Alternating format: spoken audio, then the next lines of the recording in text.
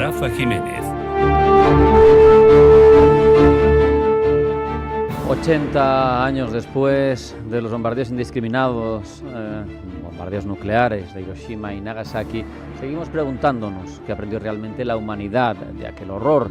Para hablar de la memoria y de la importancia de dar voz a quienes sobrevivieron, de la necesidad de no repetir errores, ahora que, por ejemplo, Rusia ha cambiado su doctrina de uso de las nucleares tácticas, para hablar de errores que podrían costarnos la existencia misma, vamos a hablar con el autor del libro Hiroshima, Testimonios de los últimos supervivientes, una obra que recoge las voces de quienes vieron el mundo arder bajo el resplandor nuclear. Es Agustín Rivera, reportero, escritor, enamorado de Japón, y creo que con una tarea entre ceja y ceja, que nos lleguen las voces de aquellos que sufrieron el ataque armado más salvaje de la historia de la humanidad. Agustín, bienvenido, buenas tardes. ¿Qué tal? Buenas tardes. Agustín, qué importante, una vez lees el libro, porque quizá desde aquí estamos tan lejos de Japón, no nos damos cuenta, qué importante dar voz a los hibakusha, ¿no? A estos supervivientes. Sí, para mí el tema de dar voz a los hibakusha era lo más importante del libro. Los hibakusha etimológicamente significa persona bombardeada, son los supervivientes tanto de Hiroshima como de Nagasaki. Y para mí era muy importante no solamente dar voz a la primera generación de hibakusha, sino a esos hijos y a esos nietos. Y es importante porque es la mayor tragedia de la historia de la humanidad, según reconocieron, por ejemplo, en 1999 los lectores de New York Times. Supuso el fin de la Segunda Guerra Mundial y es un suceso, desgraciadamente, muy poco contado desde el punto de vista del factor humano. Sí, desde el punto de vista militar, sí está contado, por esto Manhattan, pero el factor humano, ¿qué le pasó a estos ciudadanos japoneses? Está muy poco contado, desgraciadamente. Me encanta, Agustín, cómo se afronta en el libro, porque vas salpicando tu historia con Japón y tu vicisitud a la hora también de escribir el libro, de montar exposición. Con esa veintena de testimonios hay momentos pues tremendos. O sea, no se puede hablar de todo lo que hay en el libro porque es prolijo, pero la niña que pide agua, las 600 y pico grullas de origami que esa otra niña hizo antes de morir buscando curarse. Hay mucho gesto, hay mucho para empatizar. Sí, para mí era importante eso, que el lector que no supiese nada sobre Hiroshima y Nagasaki pudiese tener una primera aproximación al fenómeno, pero también quien a lo mejor supiera, bueno, que pensó que Hiroshima y Nagasaki quedaron destruidas, pero que solamente se destruyó la ciudad y solamente, entre comillas, pues hubo pérdidas humanas, ¿no? No, creo que es importante muy bien reconstruir cómo era la ciudad el antes y el durante también, pero sobre todo el después. Cuando yo para Hiroshima, Testimonios de los últimos supervivientes, hablé con supervivientes de Hiroshima y de Nagasaki, mi intención era saber cómo era su vida 2 meses antes de la bomba, pero también, por ejemplo, 5 años después, cómo es su vida actual. Si al final solamente nos quedamos en el momento de la explosión, yo creo que es una manera de frivolizar el asunto, de quedarnos en la epidermis, en lo superficial. Si sabemos cómo era su vida, cómo eran sus detalles, cómo eran sus casas, cómo se llamaban sus primos, por qué sus padres fallecieron, creo que al final tenemos mucho más empatía y nos ponemos en el lugar del otro. Es tremendo porque comprobamos, leyendo Hiroshima, Testimonios de los últimos supervivientes, la dificultad que se generó durante años, la enfermedad de la bomba atómica, las revisiones, la dificultad, digo, también de otros para ser reconocidos como hibakusha.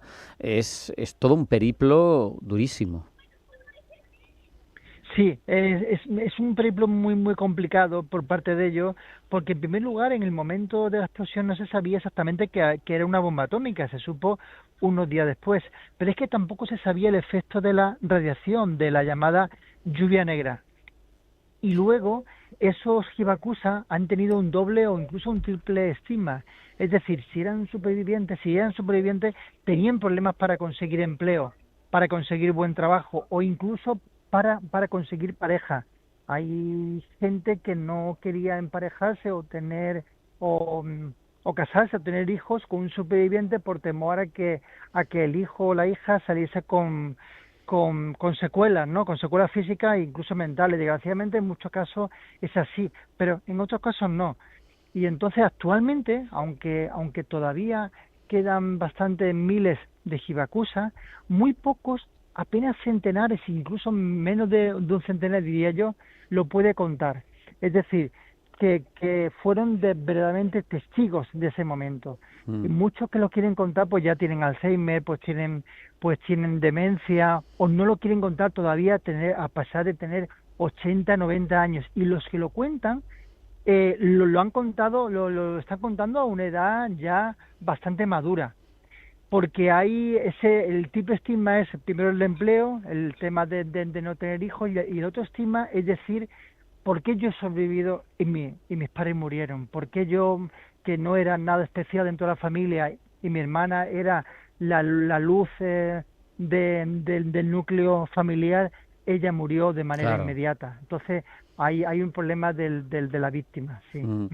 Me ha llamado mucho la atención, a pesar de que la dignidad es un eje vertebrador de sus reacciones, un cierto, no sé si se puede aplicar, pero es que es cultura asiática, un cierto estoicismo, pero cuando lees las historias concretas y lo que te ha contado cada uno de ellos, en algunos casos hay una cierta diversidad. Hay quien culpa a su gobierno por lo que les embarcaron, hay quien culpa a Estados Unidos porque dicen esto ya estaba ventilado y en realidad fue un experimento, y hay quien culpa a la guerra en general, al fenómeno de la guerra, y pide que no se repita más.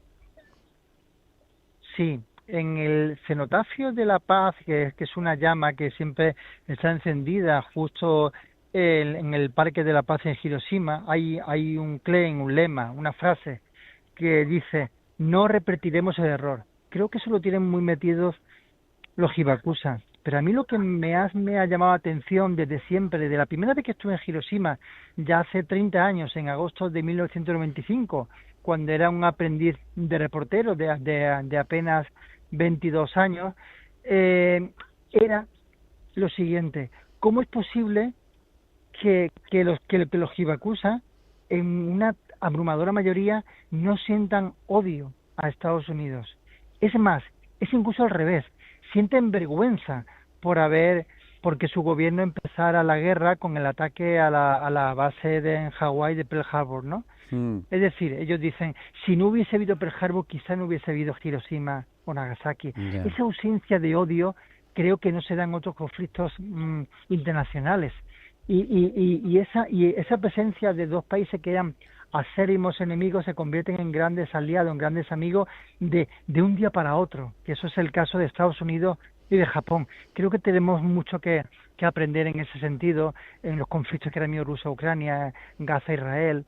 Creo que ojalá pudiésemos aprender de los japoneses en ese sentido. Sí, de los japoneses más que de los estadounidenses, Agustín, porque todavía más de la mitad de ellos siguen defendiendo el lanzamiento sobre civiles de la bomba nuclear. Y al menos a mí, que no soy ningún experto, me parece un crimen de guerra, pero claro, como tú dices en el libro, los juicios los hacen los vencedores y claro, pues no están para reconocer culpas. Nos cuentas también otras cuestiones interesantísimas, por ejemplo, la presencia del padre Arrupe, ¿no? El famoso general de los jesuitas, allí con toda su historia, ¿no? Sí, porque era el provincial en ese momento de los jesuitas en Hiroshima, ¿no? Y él tuvo una presencia muy destacada.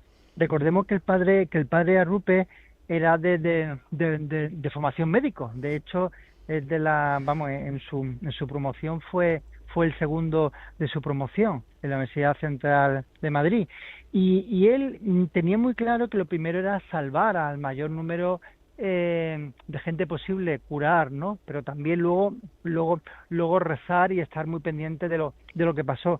Y él sacó un pequeño librito, Yo sobreviví a la bomba atómica, o Yo viví la bomba atómica, mejor dicho, y que se convirtió en un libro testimonio muy interesante de cómo alguien de que en ese momento está siendo un relator, un testigo directo de la bomba atómica, puede contarlo. Y esa mezcla entre lo divino y lo humano es muy interesante, que lo hace el padre Arrupe de una manera ejemplar. Hablas de testimonio, Agustín, y no quiero que dejemos de mencionar ese proyecto fotográfico con Toñi Guerrero, ¿no? Con tu mujer y lo que ha supuesto. Sí, pues el proyecto fotográfico con muchísimo cariño, con muchísima sensibilidad por parte de Tony Guerrero. Efectivamente, mi mujer en la Témica, en Málaga, un centro cultural de bastante prestigio, de escala ya nacional, pues bueno, pues hubo una selección de 45 fotografías, la mayoría son retratos, pero otros son atmósferas de Hiroshima y de Nagasaki. Y yo creo que esos retratos y esas fotografías reflejan muy bien el alma de Japón, ¿no? Y sobre todo la cultura de paz, ¿no? Que era lo que al final se quería un poco reflejar. Aparte también de reivindicar un poco la memoria de Nagasaki, que es la gran olvidada. Hablamos mucho de Hiroshima y yo creo que está muy bien hablar de Hiroshima, todo lo que se pueda, pero hay que hablar como mínimo igual, con igual intensidad de Nagasaki. Nagasaki es una ciudad moderna que podía ser como Valencia, Palma, Barcelona, Málaga, una ciudad mediterránea, muy joven, muy activa, llena de vida, ¿no? Y muchas veces pensamos que Hiroshima y Nagasaki pues, son dos ciudades tristes que no han salido de ese letargo, y no. Hay que reivindicar que hay jóvenes que están luchando por esta memoria, jóvenes que están haciendo canales de YouTube, que están haciendo podcasts entrevistando a estos supervivientes y que están reivindicando esta memoria, pero ojo, sin rencor, no olvidando, recordando, pero sin ese odio. Yo creo que eso es digno de alabar. Agustín, es paradójico, pero es un disfrute leer este libro. Paradójico porque se habla de mucho sufrimiento, se habla de vidas truncadas, se habla de quien tiene que mentalizarse de que es una suerte que haya perdido una pierna en lugar de dos, de la lluvia negra, se habla de los gusanos en las caras, se habla de muchas cosas que son muy duras, pero que yo creo que son fundamentales porque han pasado 80 años, parece que no hemos aprendido nada, Rusia está hablando de uso de armas nucleares tácticas. Yo no sé, tú creo que eres un optimista, pero yo aquí en esto, para terminar, te pido una opinión sobre el punto de conciencia, el grado de concienciación que tú crees que tenemos ante este tipo de dramas cuando sigue habiendo conflictos y se amaga con usar armas nucleares. Yo creo que quien haya estado alguna vez en la vida en Hiroshima, Nagasaki, el Museo de la Paz, que no se dice Museo de la Bomba Atómica, y quien no haya estado, quien no ha tenido esa oportunidad, pues recomiendo al menos una vez en la vida estar en Hiroshima y Nagasaki para verlo, se dará cuenta del impacto tan tremendo que es el uso de una bomba atómica. Así que yo confío en que, a pesar de que los dirigentes mundiales e internacionales precisamente no son ahora mismo lo mejor de la casa internacional, de la geopolítica internacional, espero un mínimo de sensatez, que no haya ese uso de la bomba y que esa escala no llegue. Yo reivindico también creo que con dirigentes mundiales mujeres, creo que otra cosa sería. Creo que la demasiada dosis de testosterona quizá hacen un poco demasiado, estar un poco en la parte un poco más guerrera y que en parte de la paz. Parece que la paz es síntoma de debilidad, y no, es síntoma de absolutamente inteligencia, porque la guerra no conduce a nada. Con esta reflexión nos vamos a quedar, y con esa recomendación de quien quiera comprobar la parte más humana de esta tragedia interesantísima, Hiroshima, testimonios de los últimos supervivientes.